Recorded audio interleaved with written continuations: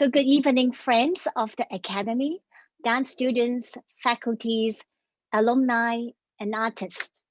Welcome and thank you for joining us this evening in Hong Kong, or maybe you're from overseas. My name is Anna Chan, and I'm the Dean of the School of Dance. Since 2019, School of Dance has been organizing many public events and activities under the Dean's Special Artist Series, with the aims to serve as an open door between the school and the communities. We have organized many events, including public talk, workshops, masterclasses, presentation, film screening that featured very distinguished dance artists, creators, choreographers, scholars, educators, and advocates whom are making an impact in dance and performing arts industry. I'm very happy to moderate tonight's public forum on the topic, Explore Cross-disciplinary and Art Education, a case study of a heaven in a wild flower. So this project is a pilot project by the School of Dance at our newly Dance and Technology Studio. Through this project, we aim to foster an innovative cross-disciplinary and interdisciplinary collaborative culture within our department, school, and at the academy level. By its very nature, artistic practice is a collaborative endeavor requiring complex and multiple forms of communication and feedback, cited by Dr. Matt Hitchcock from the Griffith University. On the contrary, disciplinary isolation is often a characteristic of academia, reflecting traditional structures and images that maintain very hard boundaries between academic disciplines. And maybe sometimes there is a lack of communication between researchers and practitioners in the same field. For this instance, dance and performing arts. So through this pilot project, I brought collaborators from another discipline, such as designers, curators, scientists, film directors, and communities to have an artistic dialogue with dance. We're trying to explore a conceptual model of artistic and academic collaboration, featuring a combination of collaborative partnership, creative process, and product dissemination, leading to greater collaborative partnership for the future. I would also like to explore creative collaboration across and between disciplines, institutions, and frameworks. By integrating each creative practice and artistic outputs, we want to foster new multi-platform exegetical artworks. So what have happened? In the past 3 weeks, School of Dance has invited cross-disciplinary artists and also this evening key speaker, Wang Chi-Yong, to conduct an intensive workshop for our students at the School of Dance, based on his research on mindfulness and the lighting installation that he has created. Apart from understanding his research and his creative process of the whole installation, the workshops also encouraged students to gain insights from practice-led, action-based research to the process of artistic outputs. Then in the second week, another speaker of tonight, my new senior lecturer from UK, Leila Macmillan, led the workshop in partnership with Chi-Yong to guide our Year 2 contemporary dance students and 2 MFA students to create a durational performance in the installation. We also hope that through the process, School of Dance can enable students to develop a deeper understanding of relevant art practice, allowing the integration of professional trails into the practical aspect of the learning landscapes. And this week, apart from hosting tonight's public forum, we also offer the installation and the performance for the audience to enjoy. And at the same time, we also collaborate with the School of Film and Television to explore filming the exhibition and the performance with a 360 camera and aiming to produce a VR dance performance and exhibition, which will be opened in April this year. So let me introduce tonight's key speaker, Wang Qiyong. Qiyong is a cross-disciplinary artist curator whose work covers experiential installation, lighting installation, creative education, cultural exchange between the arts and science. Qiyong's specialization in lights has led him to create and install exhibitions involving interdisciplinary collaboration across the fields of theater lighting and architectural lighting. Qiyong's interest in cross-cultural partnerships and his desire to expand his leadership skills have led him in pursuit of different goals on his path to become an artist curator, such as creating and leading projects between Europe and Hong Kong, fostering a communication collaboration between artists and scientists. And I was very fortunate a few years ago, I was working with Qiyong on another science and art projects. And then we also host a public dialogue in Hong Kong. Qiyong now is living in Zurich, based in Zurich, and also between Hong Kong. And he has also curated many different European and Hong Kong projects, such as an exhibition, the first edition of this installation, together with the Theatre of Lille in Belgium. He has also worked with Press Cultural District Authority, Hong Kong Arts Centre, Zurich University of Arts, Swiss Federate Institute of Technology in Zurich, Artists in Labs and Program, and the Hong Kong Academy for Performing Arts. So hi, Qiyong. Welcome back to your alma mater, Hong Kong Academy for Performing Arts. Now I'm going to give you 20 to 25 minutes to share with us about this particular project. And then I think I really want to hear more about how you integrate dance and science in your whole research and also some insight. So Qiyong, over to you. Okay, thank you very much. I'm a little bit nervous, to be very honest, because I come back to the academy. This is where I graduated 20 years ago. I go to Paris, go to France, in Finland, everywhere. Now I go back to the school, and now I was a student, and now I'm kind of in a teaching role and an artist role exploring. So there's a lot of interesting and emotions going on. So thank you for having me. I think you guys saw a little bit of the introductions. I played the slide, but however, I'm going to share with you how I come up with this idea of bringing my project and research and artistic practice come back to school, and why I would like to do it, and with the academy or in Yale or in Zurich, and why I'm going to do that. I'm going to give you a little bit insight, and then we get into the Q&A sessions and then share with you guys. And this work actually is, I think, longer than 8 years. So I give you a very short explanation. I get into my work, and without further ado, and then let me start. Thank you for this seminar, sharing or colloquium, whatever that you feel like it is. This topic we're going to share is exploring cross-disciplinary practice, teaching and learning, and this is how I explore with mindfulness. And I'm going to share with you how I bring into this experiential installation, which is a heaven in a wildflower, and trying to use this experiential installation to bridge cross-disciplinary collaboration with students or teaching artists and visiting artists, and how I would like to bring this as a pilot project to work with the academy or in the future with other universities to see how we can create triangle exchange between generation and practice.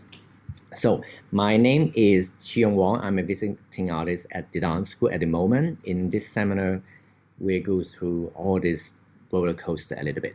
So if you don't know me, my background is, I call myself artist curator, means I do art. In the same time, I curate interesting idea that I think is interesting, and I bring in and working with different organizations, and at the same time, I involve in maybe curatorial setting or artistic setting. At the same time, I'm also an installation artist. Sometimes I just create installation without curating a program. I explore the aesthetic of light or the aesthetic of space, but without programming. I currently based in Zurich, and also I travel between Hong Kong, and I was in Yale doing the residency. So this is what I call it artistic venture, going to different places, trying to different things, trying to redefine or explore what is being human. So my educational background is from performing arts. I graduated in this school 20 years ago. I wanted to become an installation artist. I come to this school to study theater, lighting design, and then go to Paris to study visual arts. And I combine these two realm of art together and then try to find a way to bring light arts together. But now I kind of create spatial installation, contemplative installation. And recently I finished my master in cultural analysis, specialized in transdisciplinary art study in the Zurich University of the Arts. So you can say my artistic practice involves making experiential installation, curating cross-disciplinary program, curating cultural exchange program, and hosting educational workshop. And this is what I like to do as in practicing artist, or sometimes I don't call myself artist, I just call myself a curious person to try different things. And the reason why I have this project bring into university, in an academy, I show you a little bit of the background. So in the last 4 years, actually in the last 8 years, oops, the next slide. So I've been, in the last 4 years, in the last 8 years, I've been researching and learning about mindfulness and meditation. But in the last 4 years, I've been working with neuroscientists to explore the science of the human mind and the topic of mindfulness. So I've been trying to approach my artistic research through practicing and creating different activity and projects. So this is how I see, keep on practicing and keep on researching and to see what come out of it. And I bring back to the university or artistic colloquium or with different disciplines to share what would be the possible. So in other words, I would say this is practice-based artistic research through art science collaboration with neuroscientists and psychiatrists. So this is what I've been doing in the last 4 years. And so this is a little bit overview. So in the last 4 years, I try to wear different hats and put on different shoes to see what I am. Am I an artist creating art, or can do something else, or can I see a different perspective? So one of the projects that I've done is developing workshop and exchange program with scientists, which is very interesting. I was doing in Switzerland. I have a completely different seminar or colloquium to talk about that. If you're interested, we can talk about that later. And also, I was curating a public forum or seminar on art science collaboration with university and art science expert. So the first one, I was working with Anna when she was working in West Kowloon, but also I was doing a fellowship in Yale. So I've been hosting, I think, 20 seminar and colloquium with the Yale student and Yale faculty from arts or science. So I love to explore and then love to work with my peer or different discipline to talk about possibility, how to combine mindfulness or understanding mindfulness from artistic point of view or to scientific point of view, and how I explore and turn into artistic practice. And the last things that I've been doing is creating art installation. For instance, this is the final project that I created after researching mindfulness with scientists and also research on with myself, reading and practicing it. And this is an experiential installation in which I created a 23-minute audio, visual, and tactile experience. The creative format is combining cinematography, lighting design, music, and soundscapes, so which is my background from theater and visual art, put them together, and then with a new input of mindfulness or its related scientific research, and render it into my artistic practice. So so you can say it's a hybrid between theater arts and visual arts. I incorporating ideas and knowledge. I got inspired and then or informed by working with different disciplines, and then translate into my creative process. So I wouldn't say this is an art science artwork. I would say it is my reflective artwork. But my research or my artistic venture is an art science artistic venture. So this is the background of why I come into interested in education, research, learning, and sharing. and practicing as an artist. And so I think if most of you guys might know a little bit about mindfulness, but I share a little bit and define a little bit because it keep on. I will talk about mindfulness a bit more. So a strict definitions, but you can look at it later. But I give you this overview. Mindfulness is an ability that we all have. It's not something that I give it to you. It's something that we all have. I would say it's very similar to patience. We are born with it. It's not something that you learn. You're born with it. Everyone have, as in we have patience. So by practicing patience, we become good at being patient. So by practicing mindfulness, we will become more mindful. So this is an ability we are born with. So mindfulness practice is, we can say, is a practice of awareness and attentiveness. So that we train our awareness to or on a particular object or thought and activity, so we can understand how our emotion and behaviors relate, and not only to ourselves, also to others, or also to the values of our life and surrounding. So there's different goals of mindfulness, but there's general definition for myself. The goal is achieving equanimity, composure, and psychological stability, to understand why and how we can manage our emotion and behavior, and achieving mental clarity, emotional calmness, and also develop a better understanding of ourselves. So it can also improve our relationship between our mind and our body. So this is how I understand and keep on practicing. In Chinese, mindfulness, we can quite calmly or quietly observe. So for me, it's much more straightforward to understand through Chinese wording. So this is the background. So after my research with scientists in the last few years, and I got into the Yale Fellowship, keep on researching it and working with different peers, and I start to reflect, so where I can go and what I'm going to do, and I start to get very interested. And one thing in mindfulness, very interesting for me, is mindfulness is hugely related to creativity and also cognitions and learning. And I start to be interested, like, oh, actually mindfulness is just help us to be reflective and introspective, to think about why we learn. Because every time when we improve, actually we are self-regulating, self-learning, which is also, we call it a meta-learning, that you become aware of learning.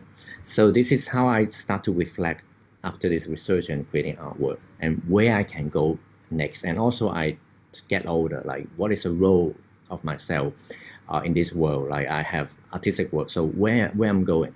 So I start to get interested about exploring learning and teaching, and I myself, a person, love to share and love to discuss and love to talk. So creating artwork is one of the bridge, but I also love to make my creative process visible and verbal with younger people, but because this is how I see we can bring a ladder for other people.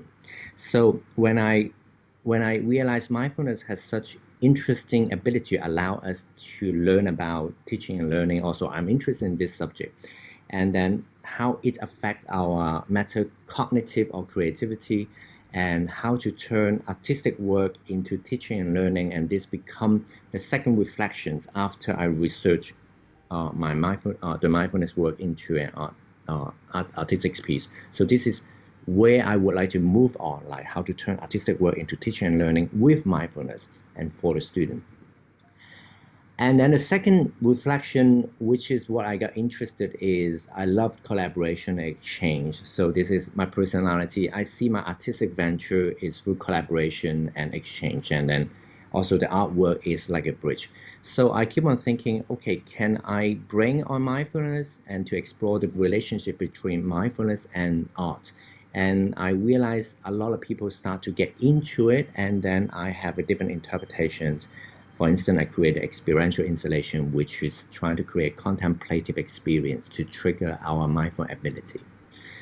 And then the last thing that I try to reflect is what I'm interested in, creating exchange, which is a triangle exchange between practicing artists, student, and teaching artists. Because when I was working as an artist, it's a very lonely world that I have all these thinking for myself. I create, I present it. Sometimes I don't really meet anyone, and then you see some people like your work, some people might not. But it's a very lonely process. But I realized that when I bring that back to the university, let's say when I was in University of Zurich, then I can share with my peer. My peer have a different reflections, and then give me a very different feedback.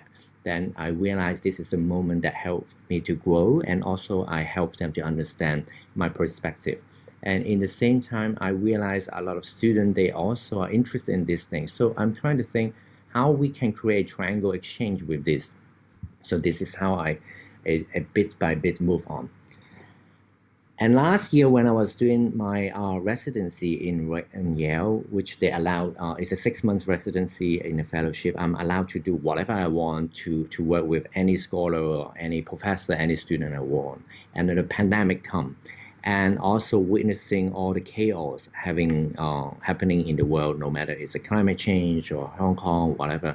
And I asked myself as an artist, what I can do. And what impressed me is every day when I look at the news is young people having a lot of interesting thoughts, or they're also having a lot of changes in the that happening in the world affecting them.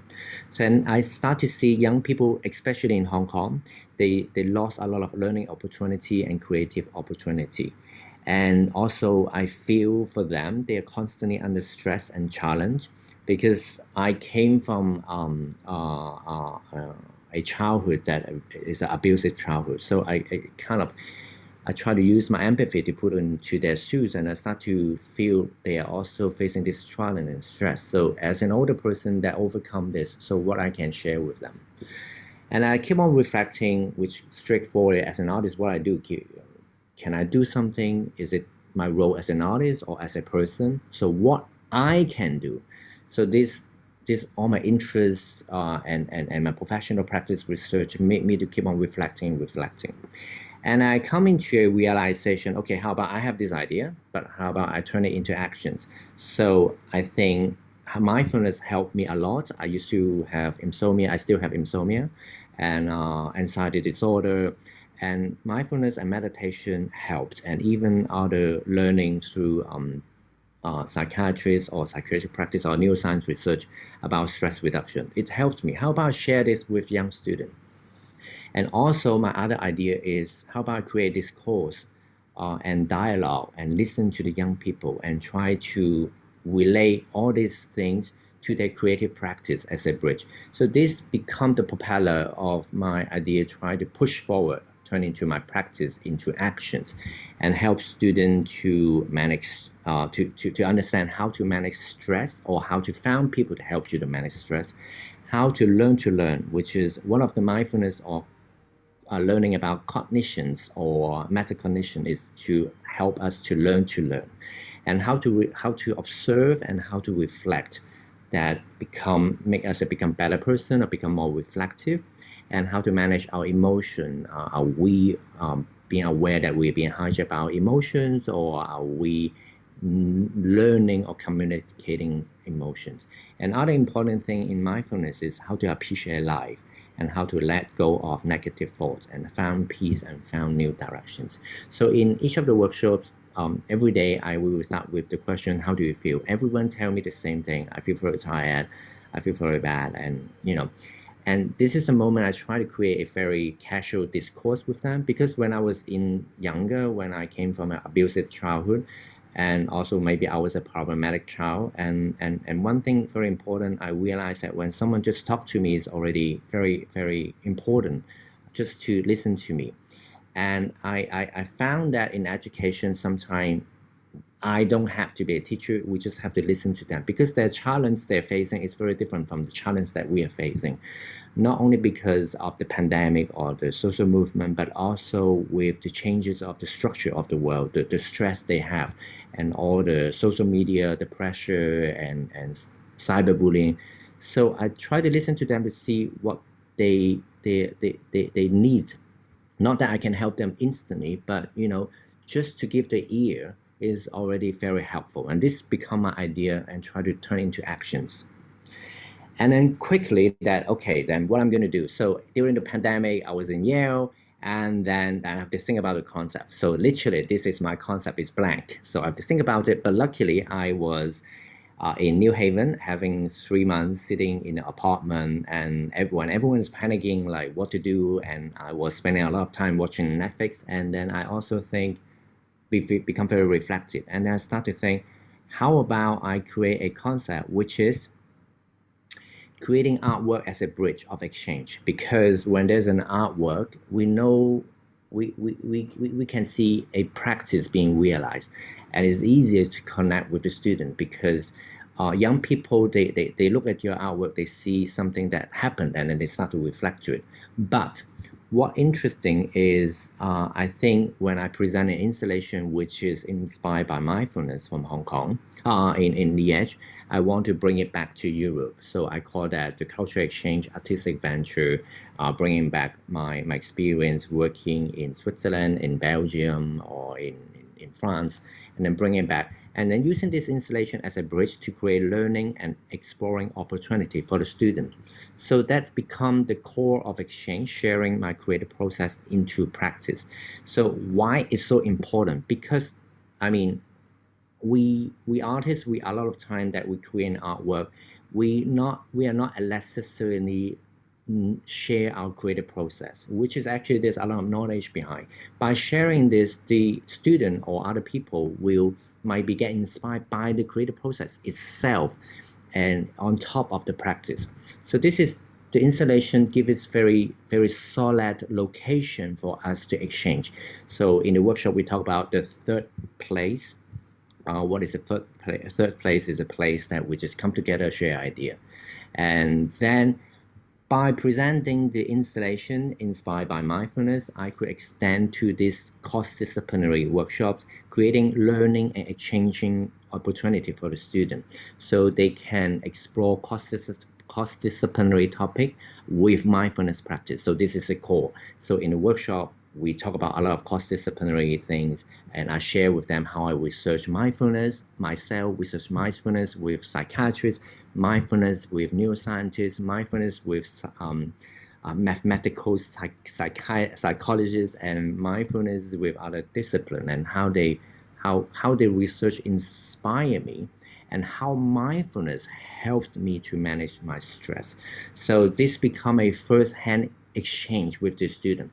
But the installation, because it's so physical, they can grab your solidity, you as a person, that not only talk about ideas, but something that creates third place to exchange.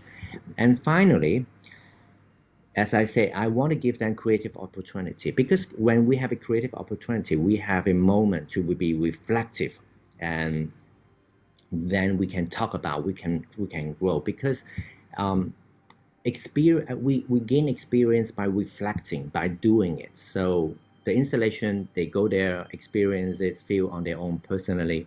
The workshop is we give them a lot of information, discussion, but once we have their input, so they start to reflect. And this is a moment that we create opportunity for the student input.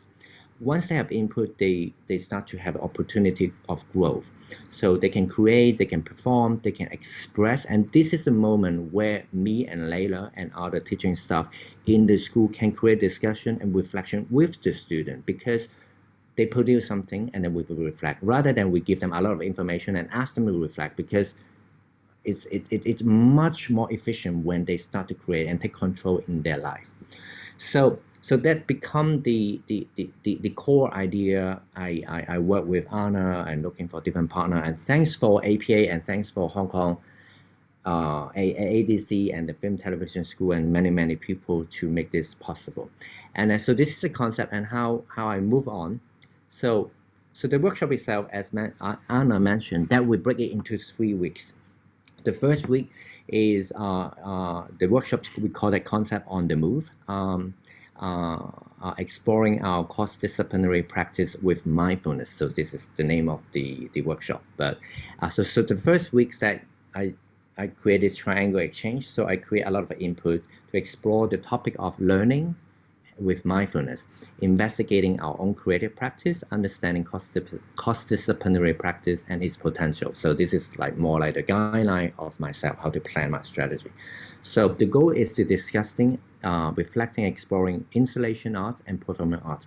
Because when I offer them something, yes, it's interesting, but how does it relate to them? Because they're performing artists. I also come from performing arts. So what I want to inspire them is to think about what is the role of the artist and the possibility of artistic practice and exploration.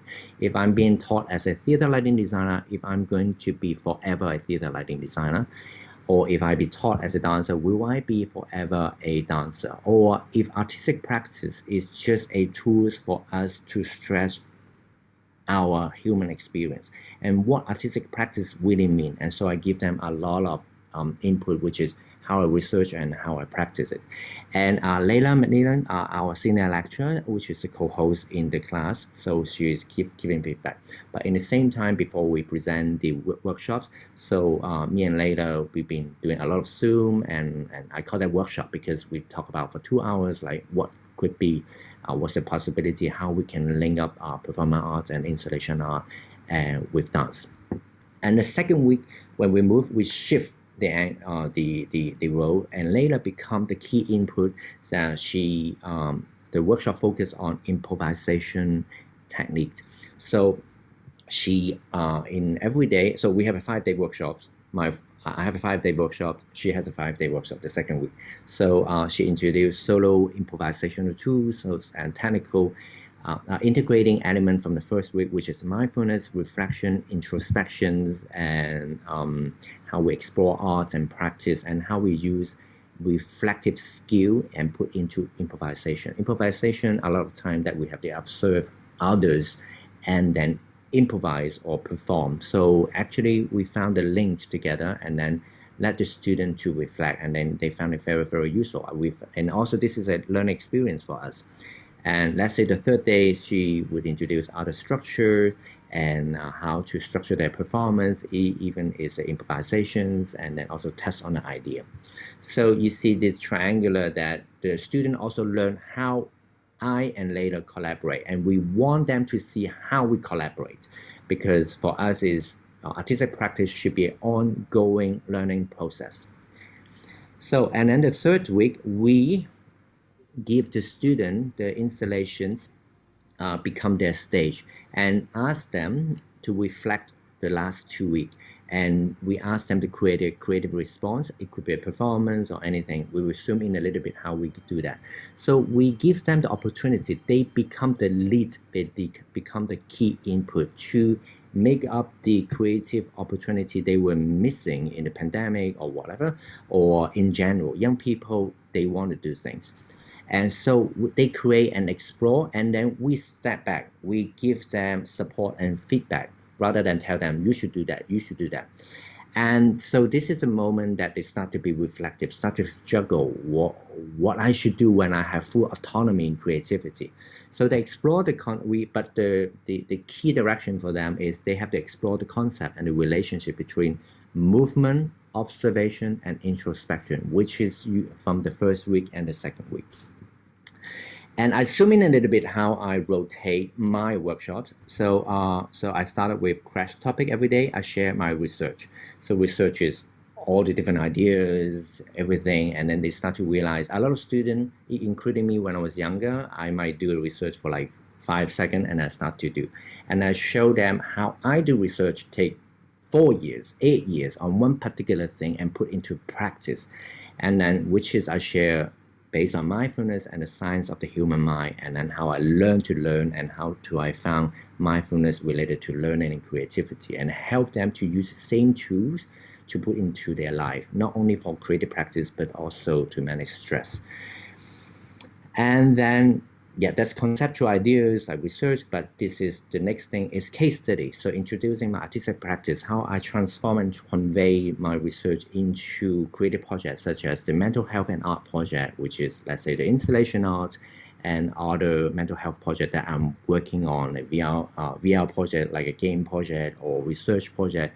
And then they start to see, oh, you do a lot of research, and then it inspires you into your practice, and then you keep on stretching it. And then also introduce them how I was exploring art-science collaboration from research into creative practice. And of course, every day that we talk about mindfulness and meditation, so in order to help them to manage their stress or use mindfulness or meditation to found creativity, so we introduce a small sessions of meditational technique and also give them personal reflection without asking them to answer instantly, just to take the question, reflect, and then try to reflect this every now and then, how art and emotions come hand in hand. And then we also give them half an hour reflection and working together with other students. And then this is where the moment later and I come and talk to them some casual questions. What are you going to do? What would you like to do as an artist? So it becomes more personal. So this is part of our strategy. And then finally, on Friday, I asked them every group, 2 students to 3 student group, to present anything they want. It could be a performance, movement, dance, or song. It could be a concept presentation, talk, short lecture, or poetry, monologue, or rap. So we deliberately give them very little instruction to make them to feel the feeling of being an artist with full autonomy, because I suggest that students should learn to struggle a little bit how to stand on their feet and then found idea rather than being assigned. So in the first 2 days, and then they were struggling, like keep on trying. They were trying to understand, do I have to fulfill certain purposes? I say no. Whatever you do is within 8 minutes, and the theme is observation. So they turn into a very interesting game, or even a TED talk, or a drama performance. So and then they realize that this is the moment that they learn and become independent. So this is sort of like a teaching plan, just to give you an overview of how I structure it. So in the morning, we start with crash topic. So there's some of the topic that I learned from mindfulness, self as context, or self as content from the ACT technique, accepting and commitment therapy. What is growth mindset and fixed mindset, and how this help us to learn. So it's slowly related to what is thinking style. Do I have a thinking style? What is actually my thinking style? And then we introduce about cognition. What is cognition, and what is the meta-cognitions and meta-learning, and how we can regulate ourselves to learn to keep on improving, and not only learning and also understanding our emotions, like go to a deeper layer.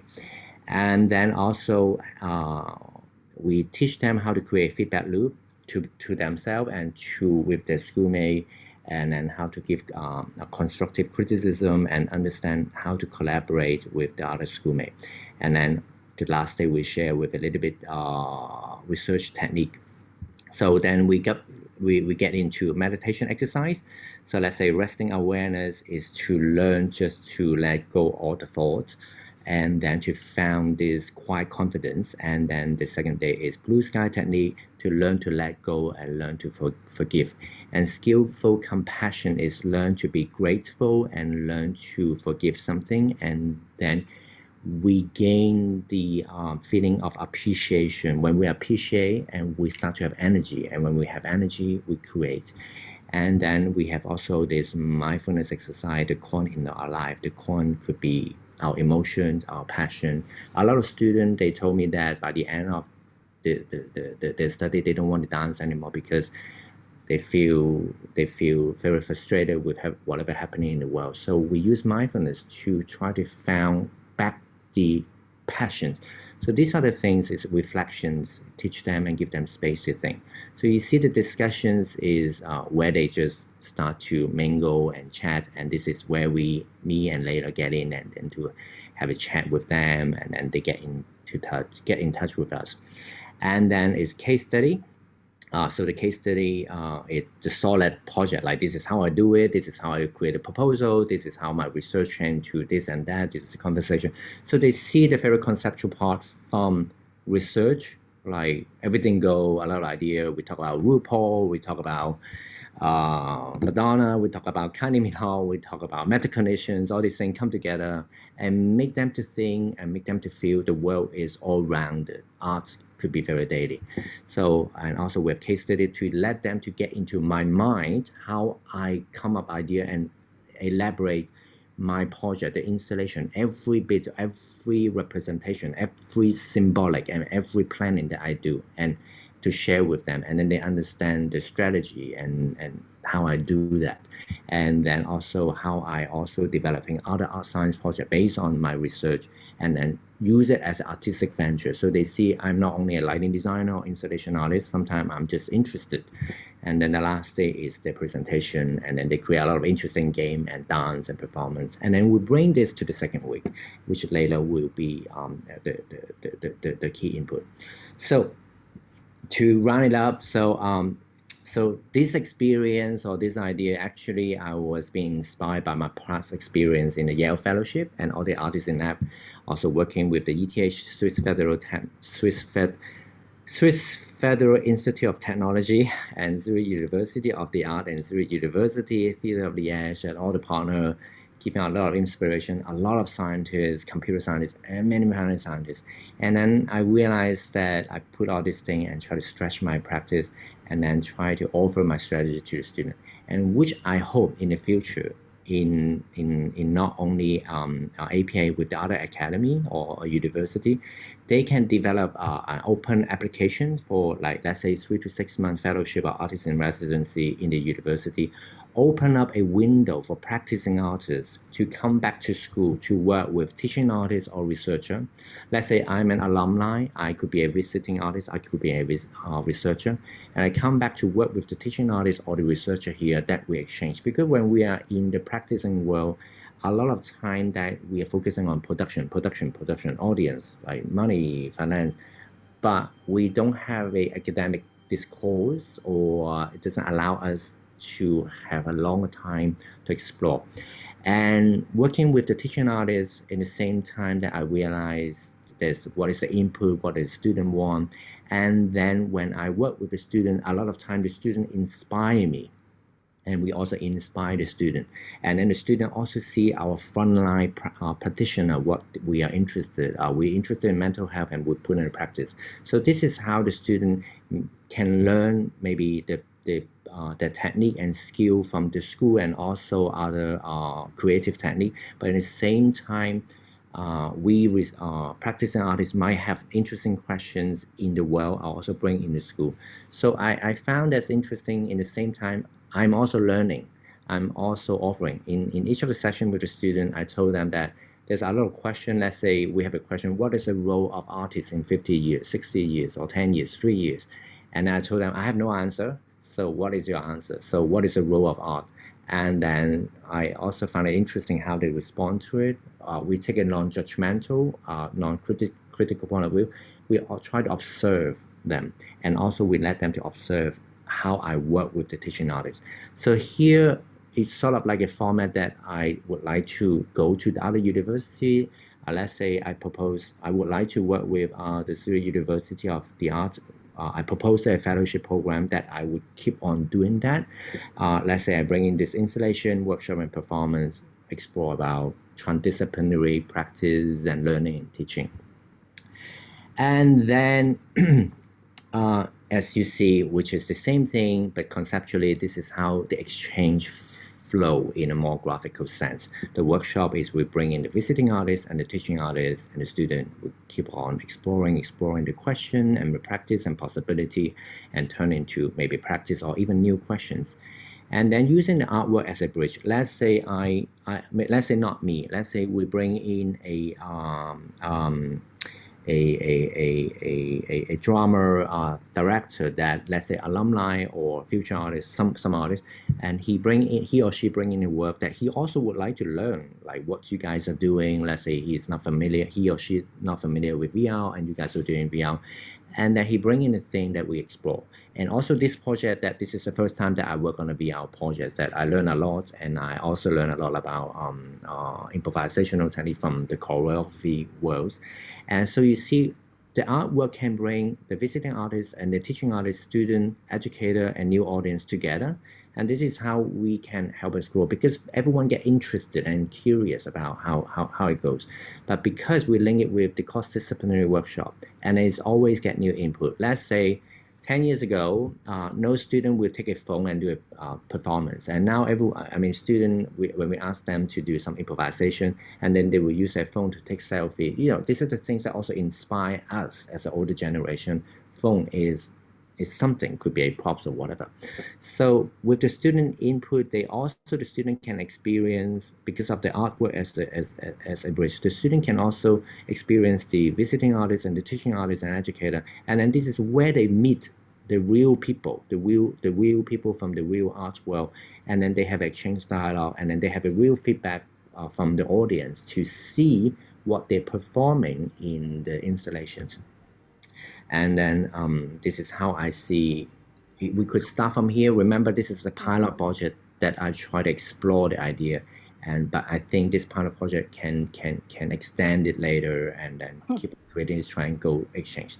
So I don't go too far, and then so I stop it here. So thank you very much. Thank you. Thank you, Chi Yong. I will let you just stop sharing the screen first, Yes. so we can back to our chat group here. Yeah, thank you, Chi Yong. I'm sure everyone in this public forum would really want to join the workshop. It's so inspiring. As when I did the introduction, I also mentioned that this is really a pilot project for the School of Dance. Particularly, there's a lot of actually challenges. I mean, Chi Yong was presenting to you a very seamless, smooth operation, but there was actually a lot of challenge that we need to go through. For example, when is a good time dealing with the pandemic? How does it actually fit into our curriculum? As many of you are working in an institution, you will know our primary aim is to need to follow a curriculum that we promise for the students to offer. So how does this project come into our 4 years of plan? And then we have also, as a team, we talked about how we can actually use this to explore multiple levels of collaboration. We are still exploring the answer, I would have to say, is we're still finding out. And for some of you, you may not know, the Academy actually have 6 schools. So we have music, dance, drama, film and television, theater and entertainment, arts, and Chinese opera. I was also trying to explore how we can actually bring in different schools' expertise from different disciplines to come in and be part of it. And in the course of discussion, it's not easy. I have to say it's not easy, but I thought maybe we should bring in a case. If there is a case, opportunities may arise. So that's the, it took us almost a year, right, Chi Yong, to come up into this fruitful output of residency. It took us almost a year. I remember we were talking in Yale and then trying to find different ways to make it happen. Now, I'm going to give Chi Yong some time to take some water and then break. At the same time, you have heard so much about these installations, how the dancers integrate into the artwork. I'm going to share with you a 3 minutes of extract from the installation and the performance. So Kiki and Rex, would you please share?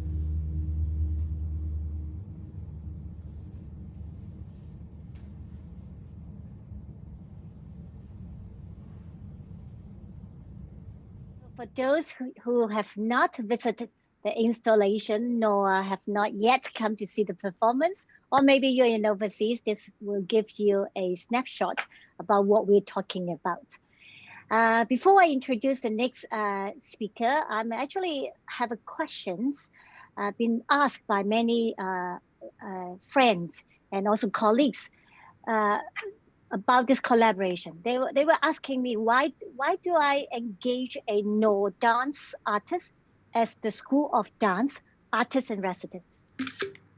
It's to many people they think, oh, it's very strange. Siu Yong doesn't teach dance. I think this is exactly what Chion was saying. I'm really interested to look at how our dancers can work with different artists in other discipline. And with the project aimed, I'm also able to bring in my teaching artists to work collaboratively with the artists in residence. So I would like to introduce our next speaker, Layla McMillan. So Layla just joined us this September 2020 as the senior lecturer in contemporary dance. But Layla herself is also a practicing choreographer. And one of her work, she created choreographed for the School of Dance in 2017, is called the Three Fingers at Arm's Length. Actually was nominated for the Outstanding Choreography by the Hong Kong Dance Alliance Awards in 2018. Prior of joining APA, Layla was a lecturer of dance at the London Contemporary Dance School, leading the development of a very interesting and unique and current technique of flying low and passing through into the London Contemporary Dance curriculum. So, hi, Layla. Hi, everyone. Thank you, Anna. So And Layla thank you, and I is Anna. going to have a little bit of conversation. Can you share with the audience here when we first invited you to co-work with Chi Yong, what was the response? Well, I mean, first I felt really privileged to have an invitation to be a part of this scale of a project, especially to be in our new dance and technology lab. And I had immediate questions of, okay, how does this work, and how do we bring in movement into this already very beautiful installation aesthetic that Siu Yong has created? And I didn't have any answers, and and so, you know, we had many meetings, and it was great to build a relationship with Siu Yong over Zoom, and to learn more about him, and for him to learn more about myself as two artists in different parts of the world, and again, I was still not filled with any answers, and so I felt a little bit at loss. I remember you come to my office sort of like feeling, oh, well, what should I do? How should I collaborate with the artists already bring in an artwork?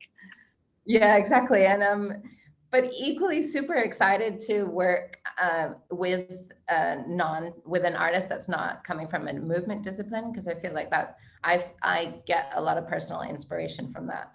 And I was interested to see how the students would respond and what we could create within an installation format, especially with kind of very little time, which we were able to produce something of kind of quality with a very little time.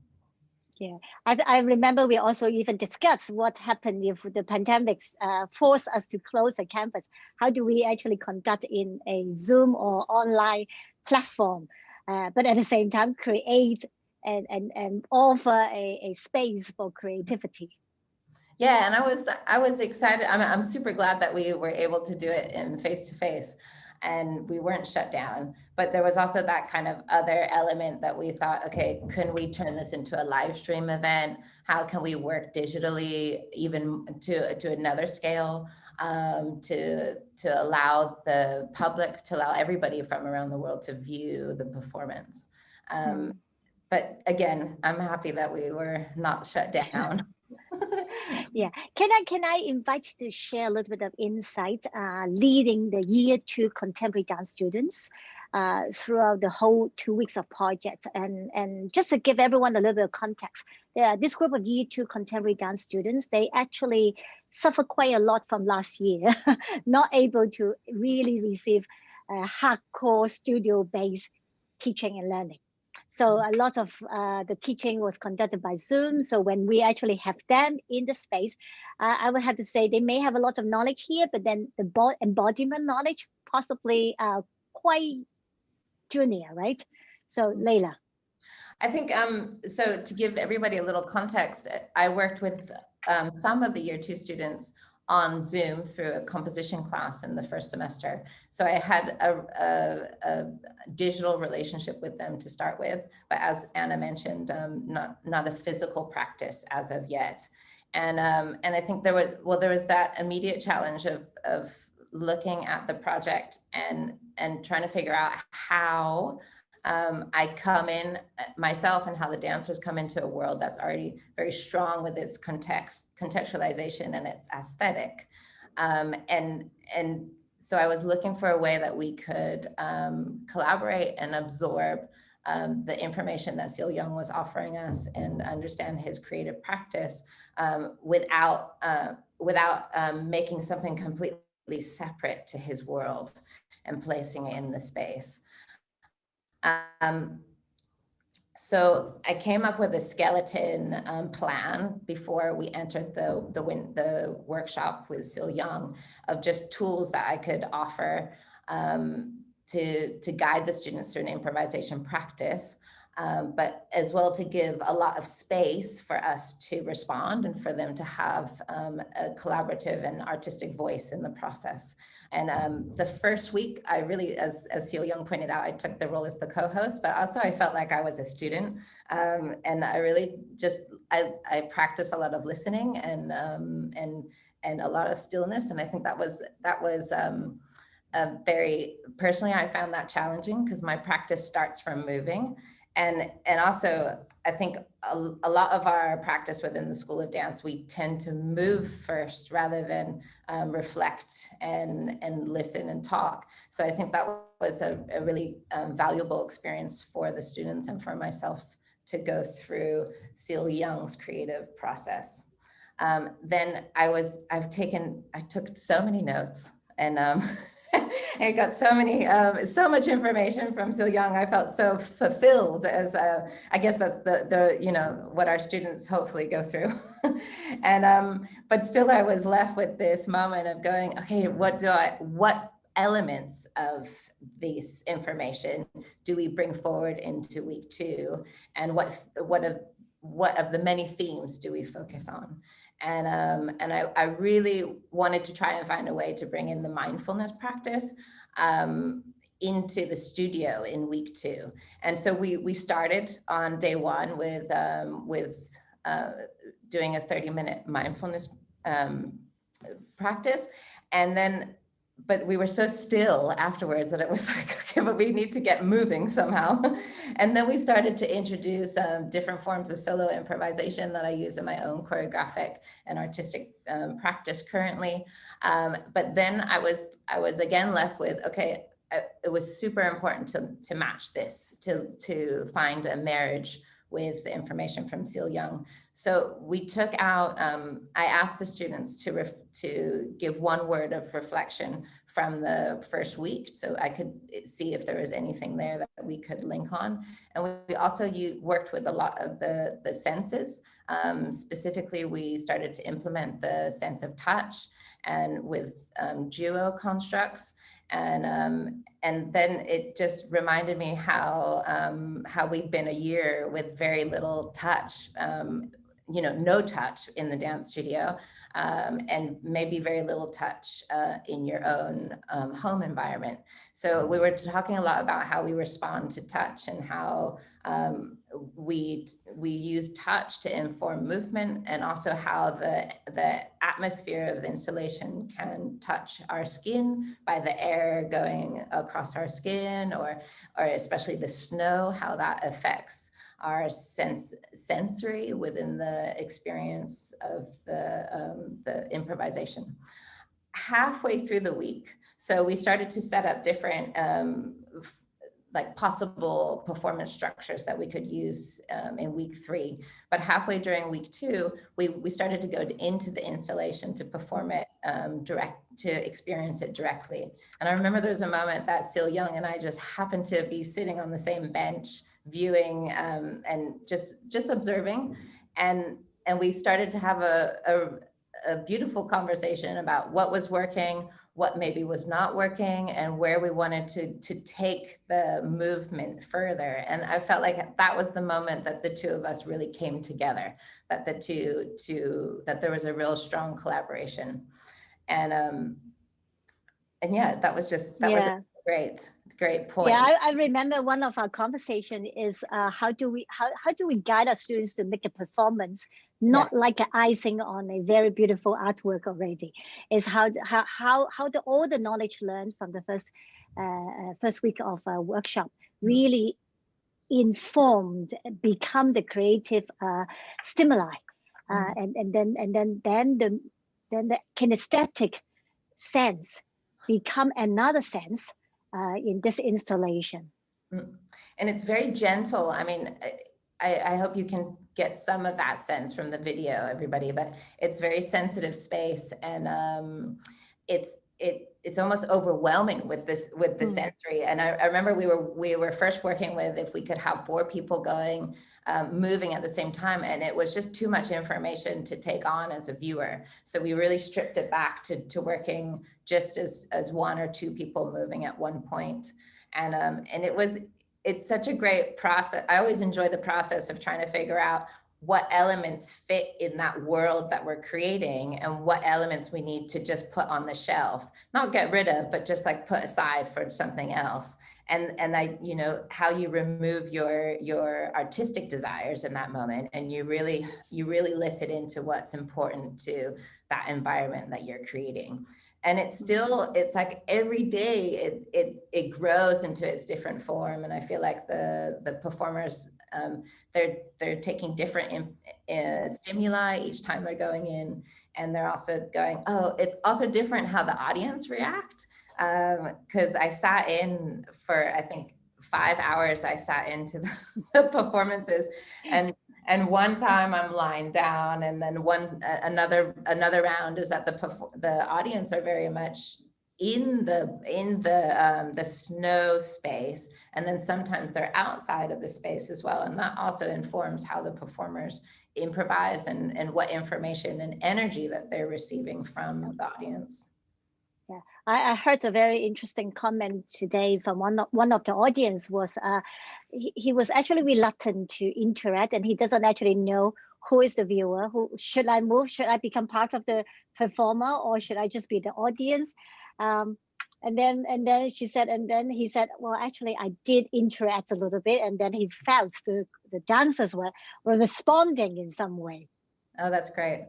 I think that was something that we also talked about. I remember quite a few conversations with both Anna and Celia, that it's what's that role, the play between the role of the observer and the role of the mover or performer in this case, but also there's that role of the audience. So when the performers are not moving, they're also become the audience, and then the audience is viewing someone else.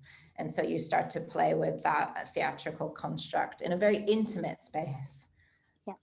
My last question to you is, as Sil Yong presented this triangle exchange, the sort of triangle relationship. What is your own personal comment as being part of this triangle?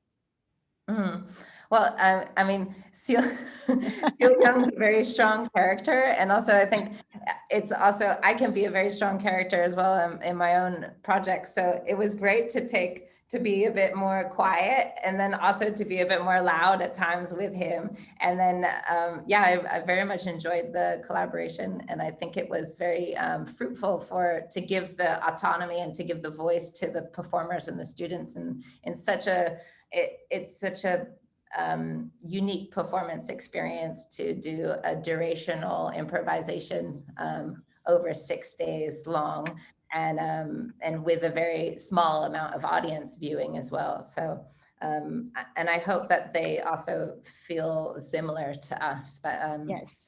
I would do it again.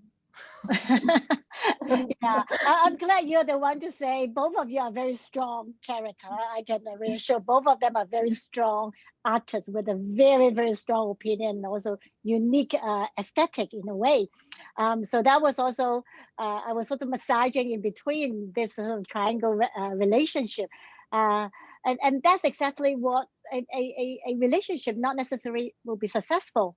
And Yeah. marriage not necessarily will be harmony. But interestingly, I think the goal for this time is to try out a pilot. So everyone was really willing to explore and then take on new ideas and also welcome new suggestions. So I'm going to bring back Chi-Yong. Chi-Yong, you're here now. So for the next 20 minutes to 30 minutes, I want to have a little dialogue between us. And also I start seeing our audience typing very interesting questions. So please continue to type in your questions and I will ask the two speakers to address it one by one. But before that, Chi-Yong, I have a question to you. You keep calling yourself cross-disciplinary artist. Why not interdisciplinary?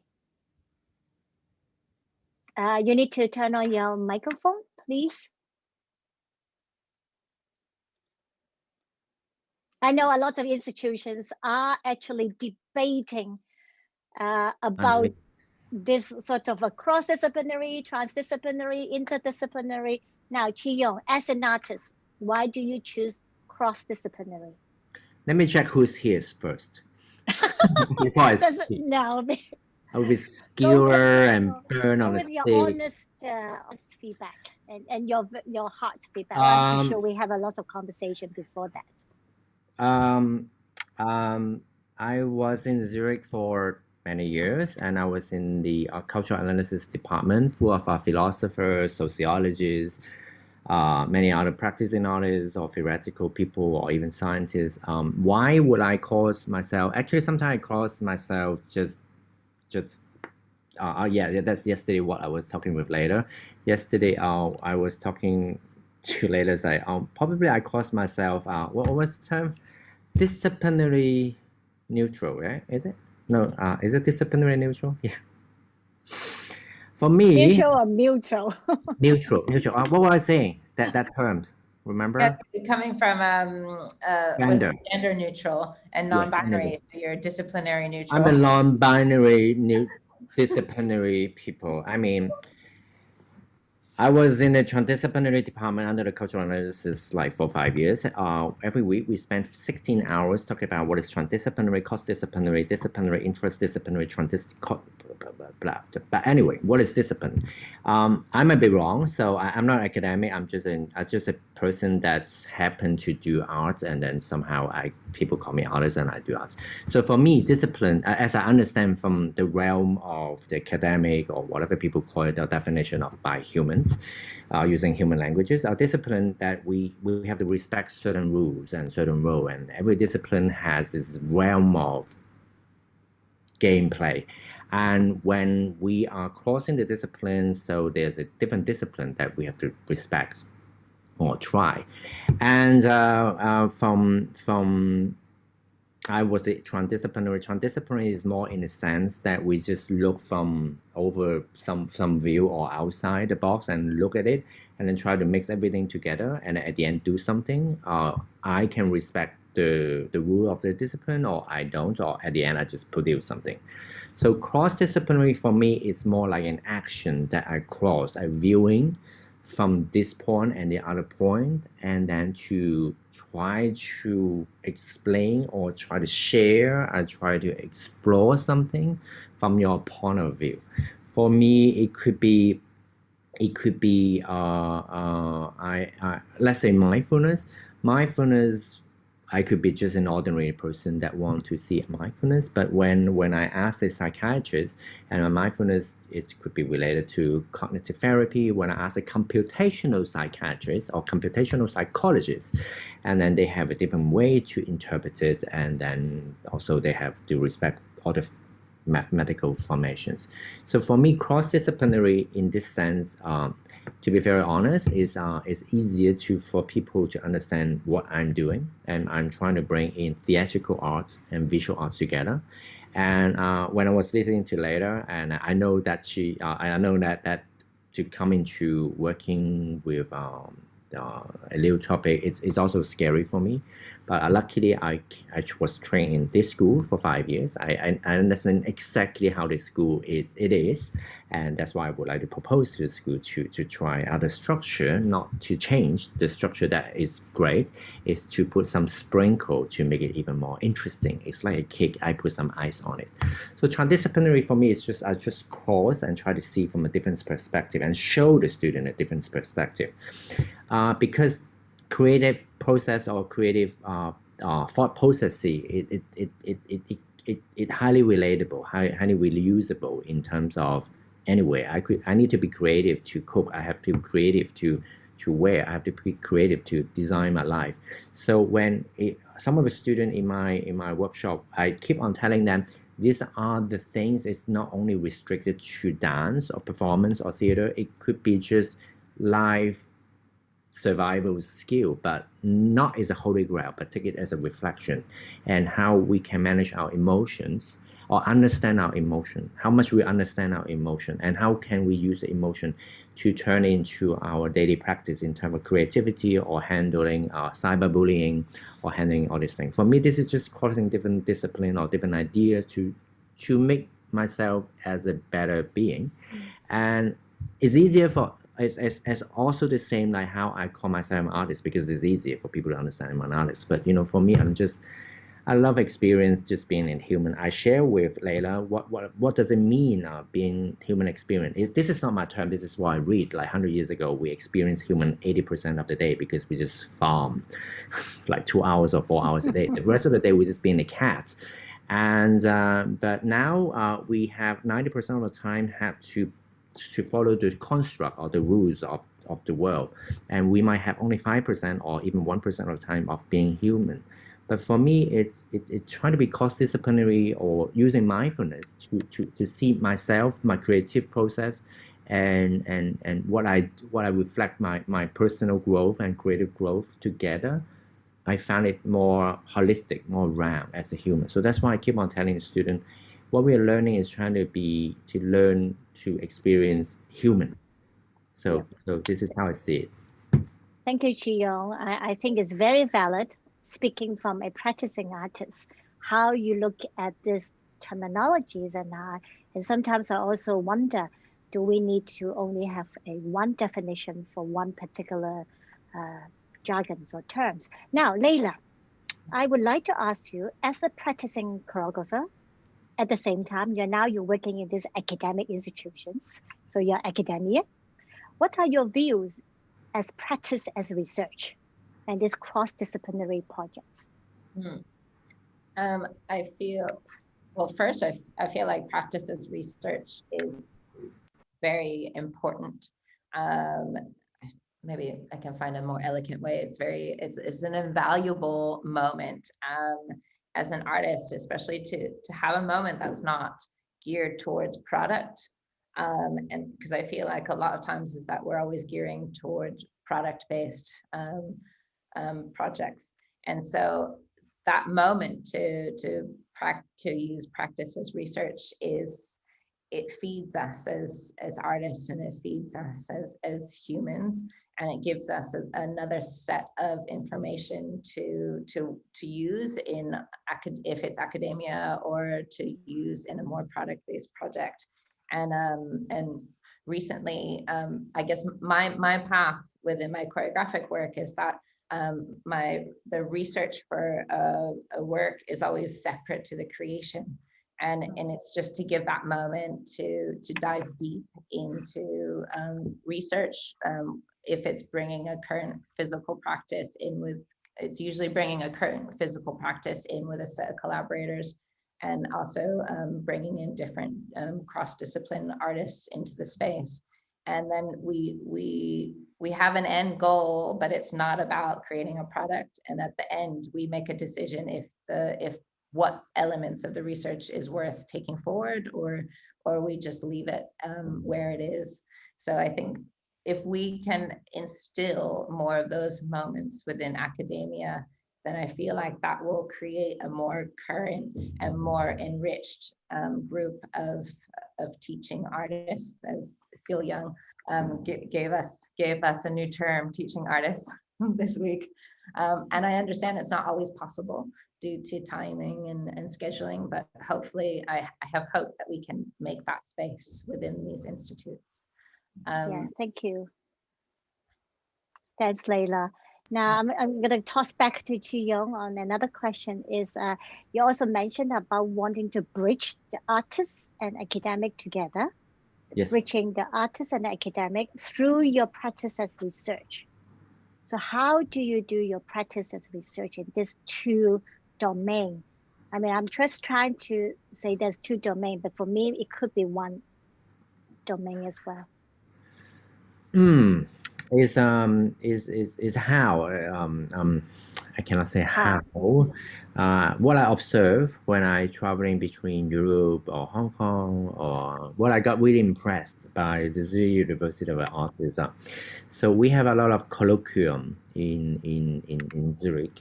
Colloquium normally exists in a scientific setting, like some scientists research something and then they have some questions and then they found out and then they realize, but it's not a specific final research.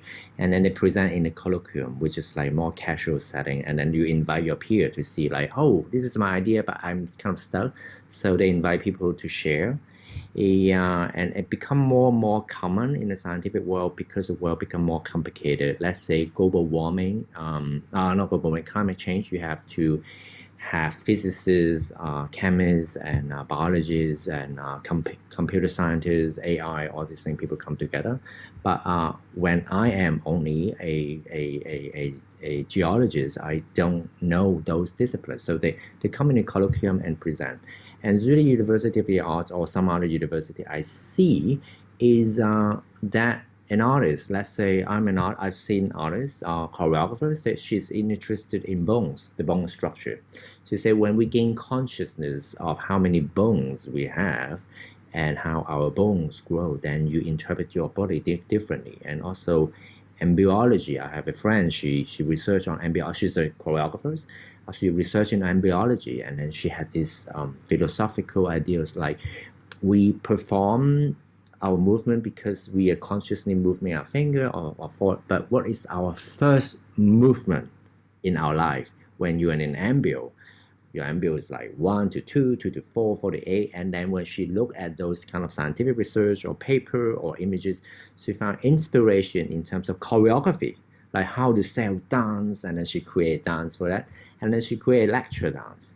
So, but they don't have a conclusive performance or conclusive idea, or they might not know 100% what is the bone structure or is scientific point of view as such. So they come in the colloquium, they say, oh, I've been reading this at from library, or I talk to some friends or Google online. I would like to invite the bone scientists, the embryology scientists, and then can you give me some ideas of how would you see it? And they have a very open format. And then also which is my artist lab experience, tell me exactly similar things. And then the scientists inform them. And also there's other dance researcher, dance scientists, or choreographers got also inspired by this question and topic. And then they elaborate some other format. Let's say my friend, she created this lecture dance, which is a 40-minute performances. She researched on embryology, and then she take all this movement of how the embryo move, and then turn into a choreography. But every 5 minutes is moving, and then she transformed into a lecture.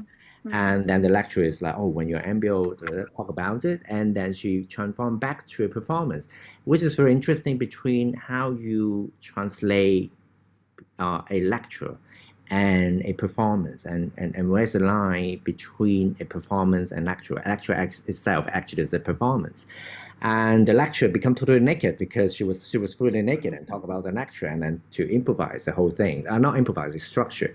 So and then some other people got inspired by this structure about lecture dance, and then she also share it. I'm just exploring this format, and then people use this and then bring it into their work, and then maybe not embryology, something else totally different.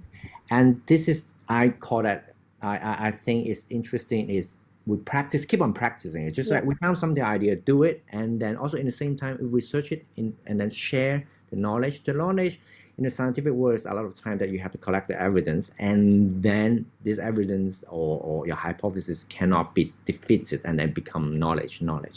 But in this progress in the scientific world, they have the colloquium, share it, and then our art world, a lot of time we focus on the artistic deliverable, but the process actually generate a lot of interesting question, ideas, and methodology. Let's say the breathing technique, and then I found a breathing technique that you just have to breathe once, and then for the next half hour you don't have to breathe, and then you can be like really physical.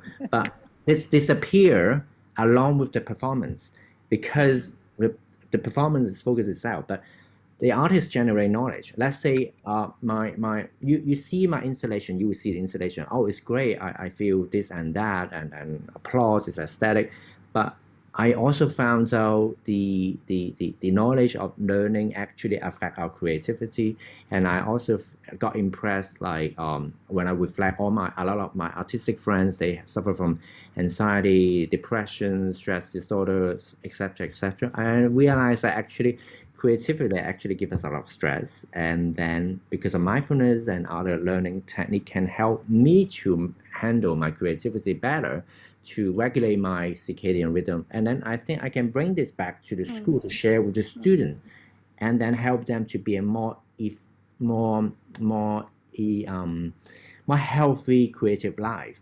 And so this is practice, sort of for me, is practice, research, and keep on creating feedback loop. And this feedback loop can only exist when there's a platform led by academia, because otherwise I'm an artist, I present it, done, and I have nowhere. To be honest, APA is very open, and I propose this for project to many universities. A lot of time it's free. They like, oh, we don't have time for that. Then, but that's where the practicing world, the academia world disconnected, and then the young people cannot benefit from the question that we're exploring.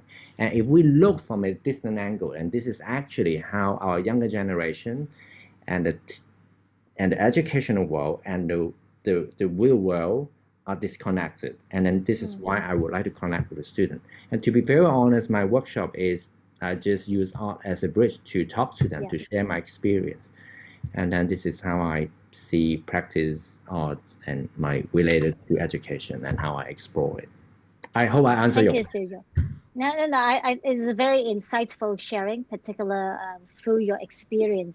And I think it's very important. I mean, with my whole team, we are also looking at how dance can actually work with different disciplines and gain knowledge from different research, not necessarily just on movement research, because a lot of new creative work actually can get inspiration from outside, from other areas of other domains, very unrelated domains, that can actually make our new choreographic work or the students' way of learning much more innovative and creative. So yeah, definitely dance schools, and I'm sure I can say all the discipline in the academy, we are creating a dialogue amongst our own schools, among the 6 schools, and also trying to create a dialogue with the outside world so that our students can actually be informed much earlier, the practicing industry, what are they doing. Now we have 30 minutes to go into questions. Soo-Young, you have something to say before I jump to questions? Yes. Yes. Can I have 1 minute? So maybe I make it a little bit. Before I start the workshop, I also research like how I can relate it to dance. So it's not like, oh, this is my workshop, later this is what it is, just take it in. I used to be performers. I work with a lot of choreographers, and I keep on trying to relate how does it relate to dance, but I try not to give it too much of a direction because this is where the moment we collaborate. So but the same for Layla. She has been reading a lot of mindfulness, somatic practice, so that you two can have a better communication and conversation. Yes. So yeah, it's mutual learning. I guess to summarize, is mutual learning, and then creating this very mutual and equal status of triangle relationship, that so that a much more fruitful and productive conversation can emerge. Yes, and during when I give the student, I deliberately want the student to have full autonomy for the performance experience because of the pandemic. So we break it into half-an-hour session. Otherwise, it's the whole day is installations, and then performance might be going on. And my idea is, because I come from the theater world, I want to be in the visual arts world, but I get into the theater world and I get into the visual arts world and I get back to. So what I found in these two realms of arts, actually they are arts, but they don't really, anyway. So what I think the fluidity and the mobility of the artist now is the key to be able to move around. Yes. So during the one of the only rules I give it to the student is you can later in night we work out this pattern that two students get in, and then remember the topic we give it to you about observations, and to explore in this half an hour. Are you taking the role of the observer, or are you taking a role as a performer, and how do you observe? And this 30 minutes, you don't have to articulate very all the time. You don't have to dance. You try to take it in. If you want to meditate for 30 minutes, it's fine. It's totally fine, but you just have to explain how you sink it in. And then we want them to take a moment to sink it in. What is observation? If I take for, let's say 15 minutes, let's say I'm one of the dancers, get in, and then using mindfulness or meditation technique, and then to create is quiet confidence or awareness moment. And then after finishing, 15 minutes later, I raise up my hand. And this is my conscious decision, rather than I get in because I have to dance, and I ask them to question about the reason why we create and why we think. So as later mentioned, the first day all the students come in, they keep on dancing, not dancing like a party, they keep on reacting, and then we have other students to observe, and then we keep on asking them to see there's a moment maybe we can take a step back. The performance itself is not 30 minutes choreography, keep on moving. Sometimes choreographies also give space of calmness. And then they start to see that poetic movement. Once they move very slowly or not moving, actually it's the most impactful and deepest emotions. And then they start to realize that actually movement itself, it doesn't come only with physical movement. The movement itself also only when you move.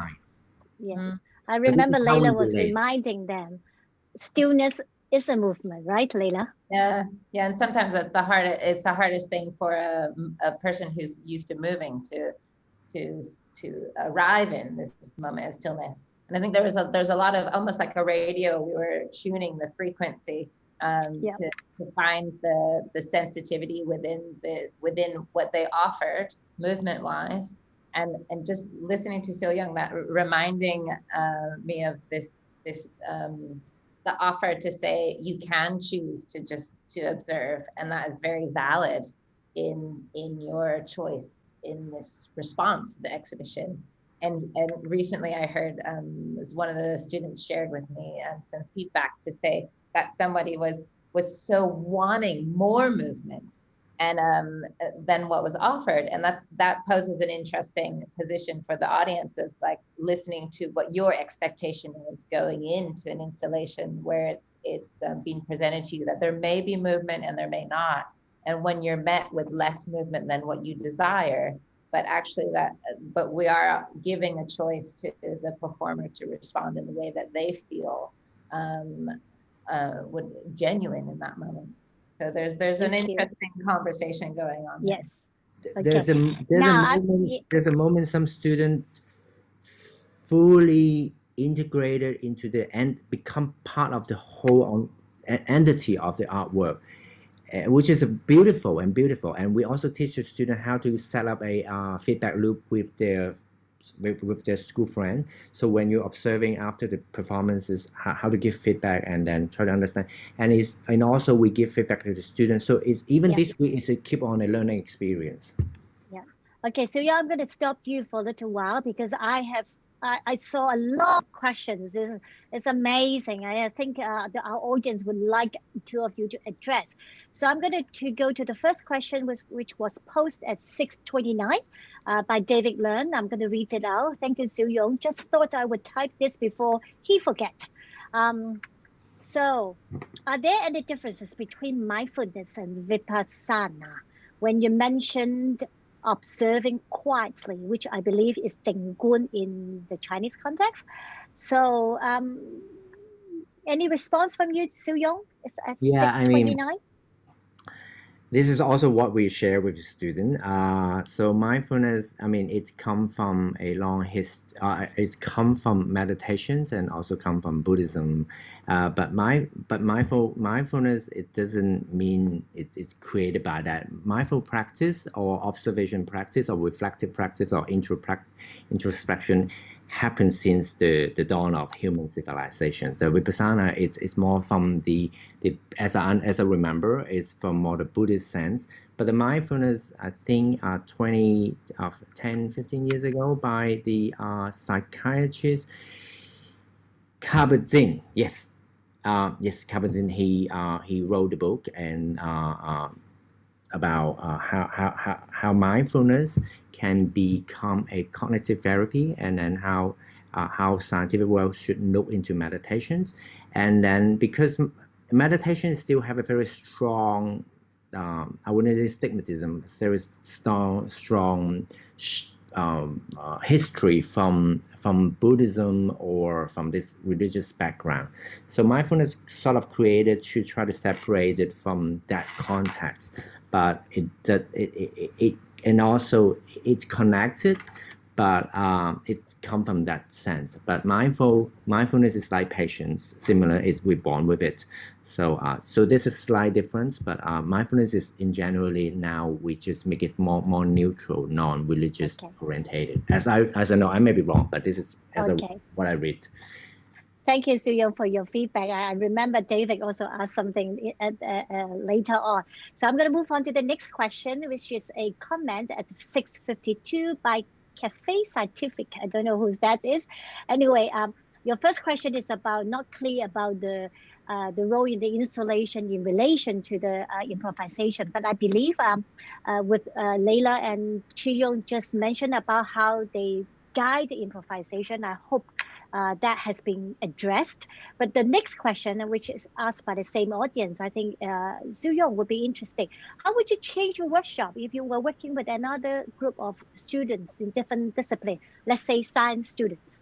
Oh. This is from Yong, from the CTU. Okay. Hi. Yeah, I know him. Hi, Yong. Thanks for asking the question. Chi Yong? Yes.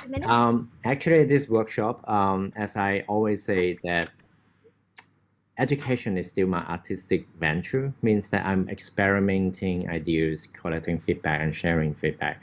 And last year, we have a similar workshop with the APA course, explore our own cross-disciplinary, explore our own artistic practice. So with the technical art student, in the morning, we share about cross-disciplinary practice, my practice, and how also my creative process very similar. But I have to orientate it related to technical art students. So I share with them more on the technical arts and how I use theater lighting, why I get into theater lighting and transform into architectural lighting designer, and then become an installation artist. So every time when I work with a so-called commissioner, even work with you, I have to keep on spending a lot of time to be reflective, to relate it to that student, to that practice, and I try to find a link. So when I was in Yale, I've done 15 or 20 workshop or curriculum.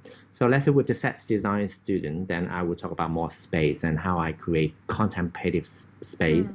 and what is the strategy, I call it artistic strategy, why I use sand and slow and then wine, cork. And let's say with scientific student, let's say they're engineering student, then I will talk about creative processes, like how similar that creative processes in science and art is the same, and how I explore, and then to inspire them. So every time when I work with a new discipline, I have to do research. I will talk with the commissioner. So I remember I talked with you, I think more than many times, how we related to dance. But luckily, because I came from theater and I work with choreographers and drama, so It's more easy for you try to find a language. modify. Yeah. But it takes some time for me to sink it in. And also, if you know, everyone, including Awa, some other people, I will always ask, what is the age of the student? What is their background? And what they're interested? Because my workshop is not like something I landed here, you like it or not. As you know, the workshop or the artwork is just a bridge for me to give an opportunity for them to be heard, to share.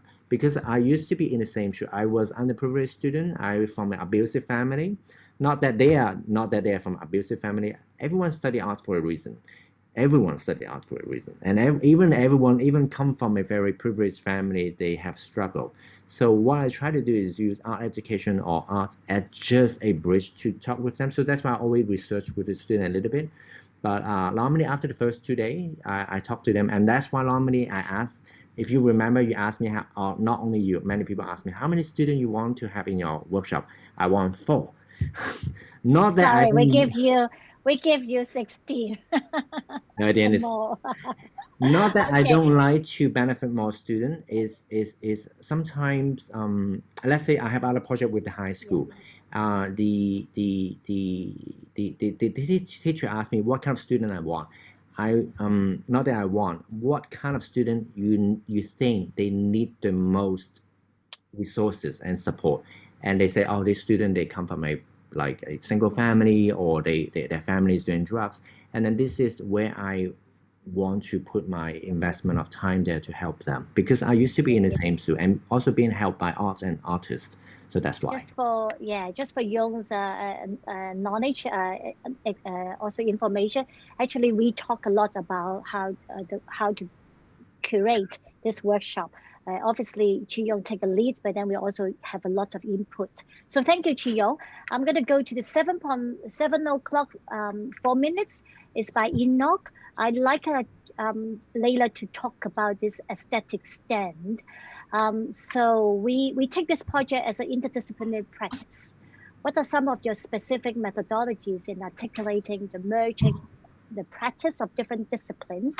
Now, it would be interesting to see your notion of practice of aesthetic stand. Do you think you can comment on this, Layla?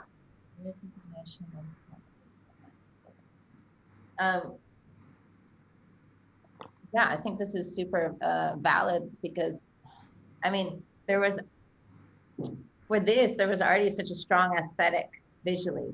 And if I'm really honest, I think I've put aside some of my personal movement aesthetics to find a place in this world. So where's the notion of practice of aesthetic sense? Well, I mean, I think it's one thing to have a practice, and it's another thing to have something, to find a language or a set of tools that will fit within an aesthetic world. I mean, I'm forever questioning in movement, what's the difference between something that's aesthetic and what's the difference between something that's function. That's like a daily practice for me to look at movement from a functional point of view, and then to make a conscious, and in this, I can kind of pair it now with this mindful approach to the type of aesthetic that I bring on top of the functionality of my body. So in this world that we created, it was looking at what functionally works and what function doesn't work. That was very important to define that. And then also in terms of aesthetic, I'm not sure if I'm answering it, but I'm going to keep going. In terms of aesthetic, the students were given, the performers were given space to bring their own personal aesthetic into this world. And it was very clear along the way that each of them started to build their own personality. Like some of them were a little bit more disruptive in the space, and then some of them were more quiet, were more angelic and graceful. And so it was getting everyone to be aware when they made those aesthetic choices and how that affected the environment and how that affected the audience, and for them to make that as a conscious choice rather than a default. And then also to balance the state of tension in that world of how long you sustain an image and when you make that change as well. Thank you, Layla. Thank you. I'm going to move on. 7:14. David asked, from my experience, how would you be more appropriate as adjuncts or additions to the mindfulness practice so that the dancers can get the benefits of mindfulness practice and be ready for the physicality of dance? I think Layla touched upon that a little bit, how you lead the workshops by bringing students using the mindfulness technique in the second week of workshops. But I also want to stress that what the dance school want to do is this is not really a standalone project, even though it is a standalone project, but the students actually, apart from taking these workshops, they also have other courses that they will take. And then, so for example, they do mindfulness and workshops or body work from other discipline or other courses. They will also bring in the knowledge into here. So again, we're looking at integration. So it's not just a standalone project, just dump on this group of students for these 2 weeks. There's a lot of integration. So in a way, I answer that.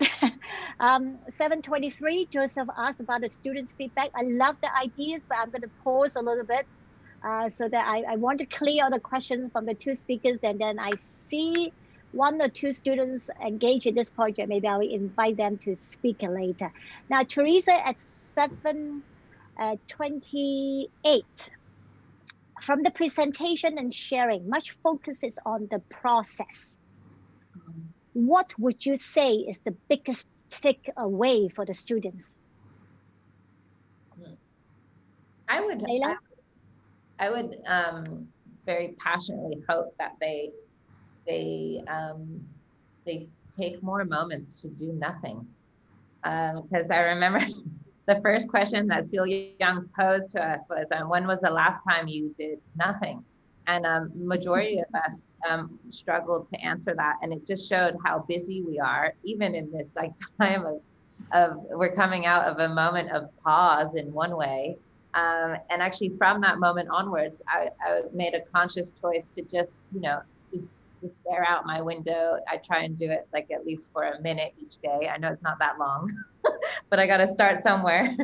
So I hope that the students would take that away. And also I hope that we can support to give them more time to do nothing, equally time to reflect, which this might be a bigger thing for a long-term plan for us.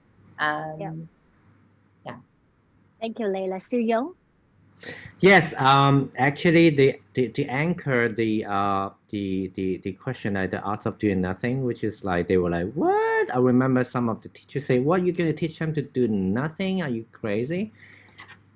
If you I hope it's not me asking. No, I would never ask that question. Some student or some people or our friends. If any person doesn't have to be an artistic practitioner, we come in to have this quiet confidence a lot of times when we are at peace. So which is when we're doing nothing. A lot of time when we're in the toilet or when we're doing nothing, and then you have this aha moment, you have this epiphany. So, but in terms of my research or what I understand about the hectic life of contemporary life is always doing something for the future, for something or in the past. So that's why we have a lot of people are depressed, because we keep on thinking the past, something bad happened, or we have to think about what we're going to do tomorrow. So mindfulness is help us to reflect on what we're going to do in this present moment, why we have to focus on the present moment. And the present moment, sometimes you have to just do nothing. Do nothing, it doesn't mean that you're not doing nothing. Doing nothing is you bring back the alignment between our thoughts and our body. So that's why the first question is, what is the last time you were doing nothing? Because when we're doing something, we're also, oh, I have to prepare the presentation, I'm doing something. I'm thinking, oh, yesterday I didn't do this and do that. So when we have a lot of time, if we, no matter we're adult or kid, when we give some time for ourselves, we are not engaged, constantly engaged on tasks. We just come new inspiration, new ideas. So the art of doing nothing actually is actually from a research and also a lot of meditation technique is when we cultivate this space of our mind, sometimes ideas just come in, creative just come in. So this is, we link to the student. One day you will run out of ideas, and then what are you going to do? And every idea is, a lot of time when we're practicing artists is when we run out of idea, what we're going to do? We do something that we've done before and then to present it. Or sometimes we have a lot of ideas. So how I'm going to choreograph a piece that I just have too much movement constantly. The art of doing nothing is introspection, introducing introspection, is thinking, having thought processes in our mind to consolidate, to make things arrange, and then to have this quiet confidence, and then to put things into alignment, that what we are actually thinking. As I mentioned to them, we are like the boat on the middle of the lake. So when there's a very windy pushing against us, we don't have to do anything. We keep on sailing. But when there's a wind going toward us, when we sail, it's very difficult. So this is pretty much like life. But what makes us taking the exact control of what we do is when the lake has no wind. So every paddle that we do, is actual decision. But this only can be done when there's no wind. No wind is, what I explained to them is we can find equanimity or quietness in our mind. So when we have quietness, and every decision that we make is our conscious decision. As if I told them, don't start, you don't have to start at the beginning of the session, you get it, you have to dance.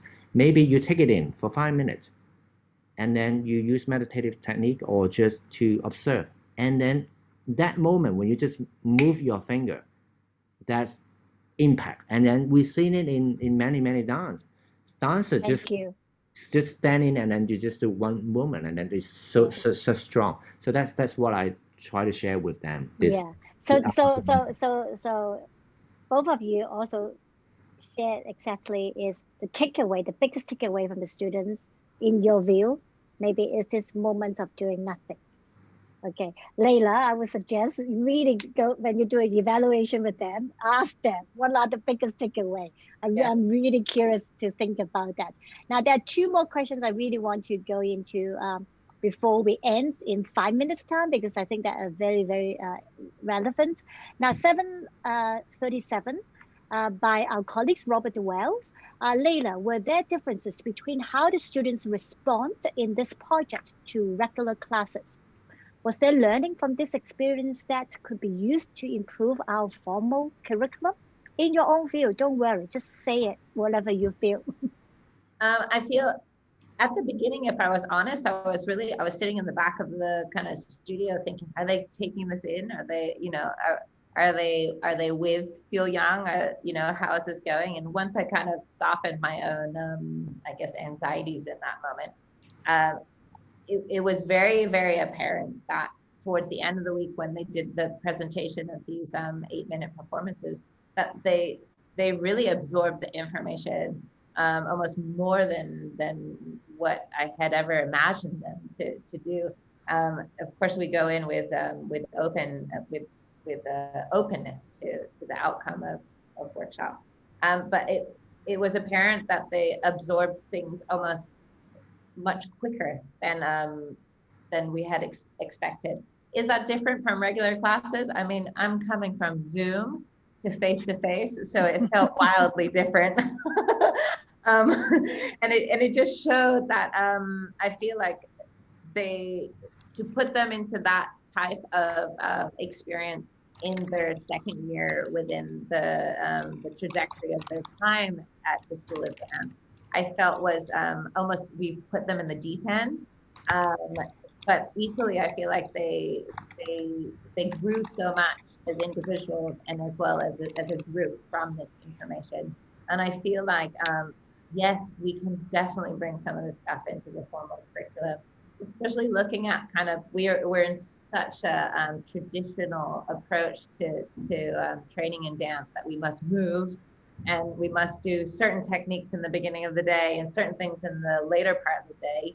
And I think this just goes to show that we could definitely instill more quietness in our long-term curriculum, and it's hugely benefit. Like I just wanted to hug everybody in the first week to just see, because it just seemed so important that they were still for that period of time. Yeah. Thank you, Layla. Yeah, Robert, this is, as I said, this is our pilot.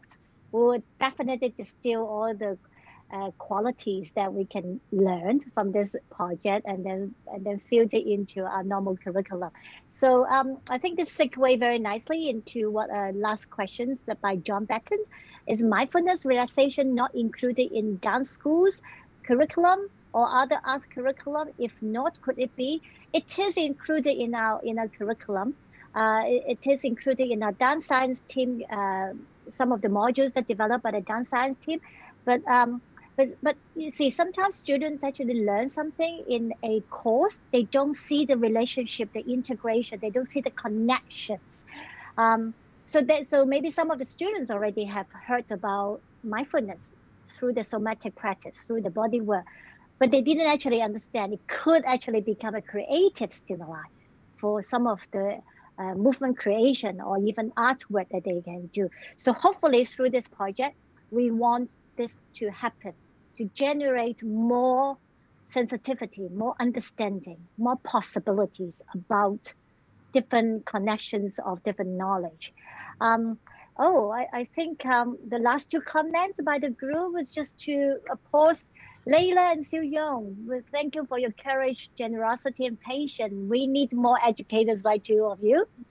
Of course, thank you for also sharing. It's a wonderful opportunities to see this project land in the academy in this very challenging time.